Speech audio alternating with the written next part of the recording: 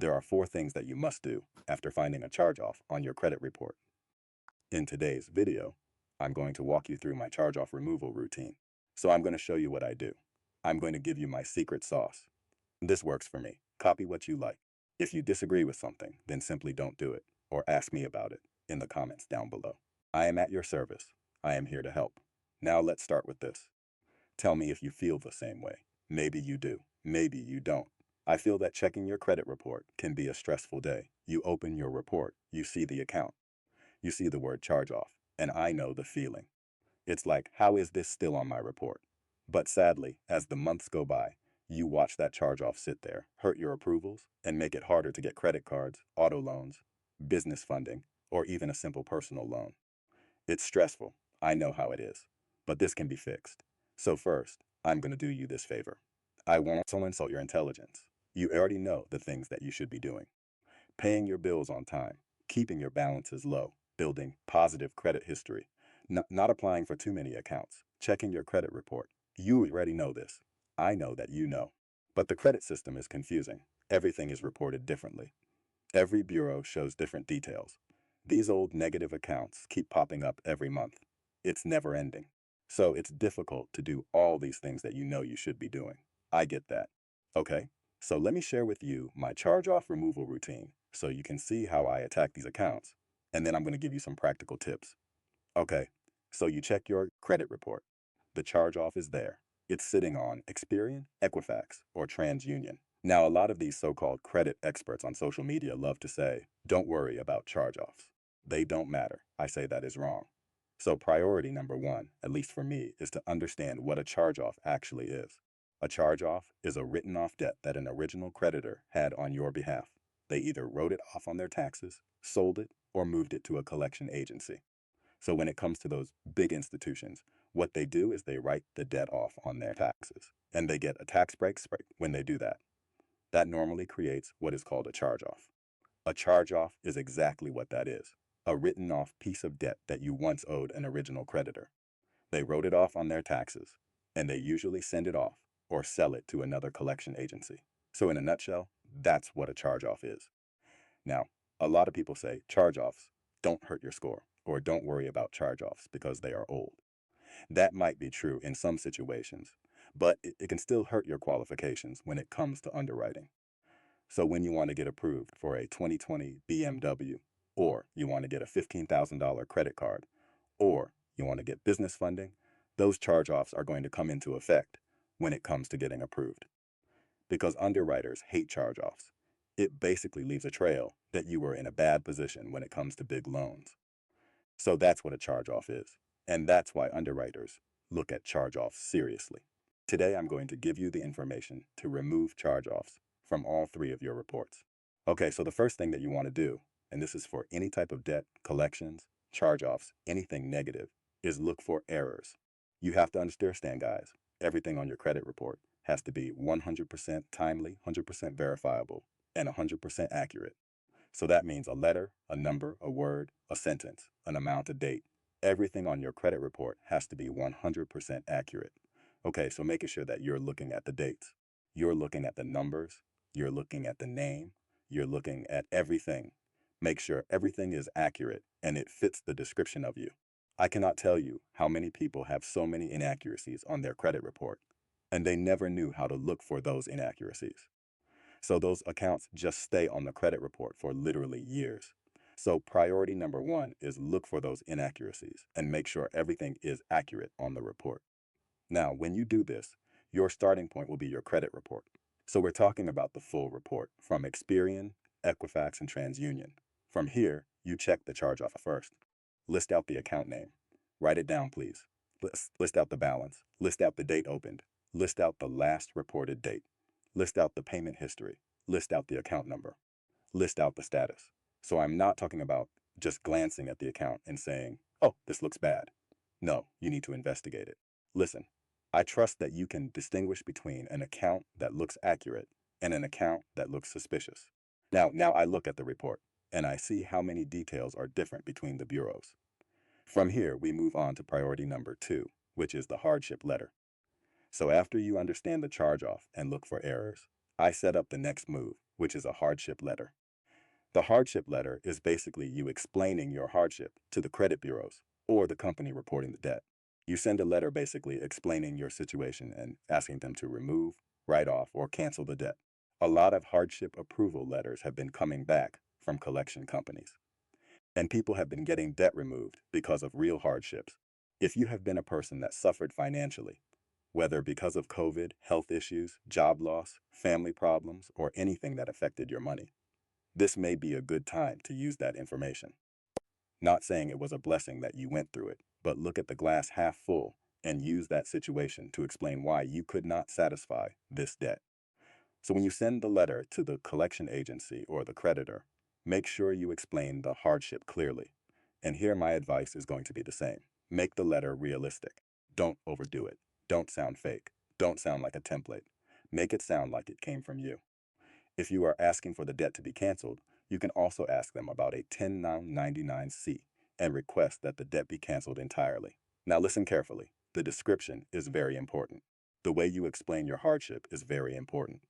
Adding the 1099-C request can be an important add-on when it comes to sending out your hardship letter. So if you are doing it organically, make sure that you are writing this stuff down and putting what I'm saying into your letter. Now let's move on to priority number 3. After checking for errors and after sending the hardship letter, I look at the statute of limitations. So this is when your hardship letter comes back and they say, we don't care about your hardship. We don't care about your situation. We still want our money. This is the next step. The next step is basically making sure the statute of limitations on that debt fits the criteria. I want you to go on Google and find out what the statute of limitations is for contracts or debts in your state. Every state is different. In some states, it is 7 years. In some states, it is 5. In some states, it is 6. So make sure that you know the statute of limitations for debt in your state. Now, once the statute of limitations is up for that debt, you may have a stronger argument to challenge it, especially if the account is still being reported inaccurately or being collected on in a way that does not fit the rules. Sometimes debts stay on there for 8, 9, or 10 years, and they don't remove it because you are not using the tools that are afforded to you by the FKIA to have those things removed. So make sure that you are looking for the statute of limitations. If the statute of limitations does not add up, I want you to send another letter telling them that the statute of limitations for this debt does not add up. And when you send out your statute of limitations letter, I want you to add this in the description. I did not get sued. I do not have a judgment on this debt, and I did not make a payment from the original date. Because when you make a payment to any type of old debt, you can potentially restart the clock. So if you have a 7-year statute of limitations debt and you pay on it in the 6th year, instead of waiting 1 more year for that debt to become less collectible, you might create a new problem for yourself. So you want to make sure that you are not randomly paying on old debt without understanding what you are doing, especially if the debt is old, because you might potentially hurt yourself by restarting the statute of limitations date completely. Now here's my priority number 4. If the error method does not work, the hardship method does not work, and the statute of limitations method does not work, then I go on defense. This is when you get a little bit gritty, so to speak, when it comes to fighting back with the credit bureaus. You dispute the debt. This is the last method, guys. You can use the verification method, or you can use a 609 style method. Both of them tend to work when it comes to this method. Now, when you send out a 609 letter, you cannot just send out a random template. Never use a basic template, guys. Always use original content that comes from you, that comes from your voice. The letter should sound like a real consumer wrote it, not an attorney, not a paralegal, not some copy and paste credit repair company. It needs to sound like you. Now, these are the things that I want you to request inside your 609 letter. Write this down because this is very important. Asking for these items is your legal right. The law basically says that if they are reporting this information, they need to be able to verify it. So the first thing I want you to ask for is the original contract. The original contract is the hard copy that you signed when you opened the account. It has your wet signature on it. That contract is very important.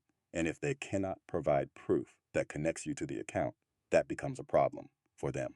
The second thing that I want you to ask for is a payoff disclosure.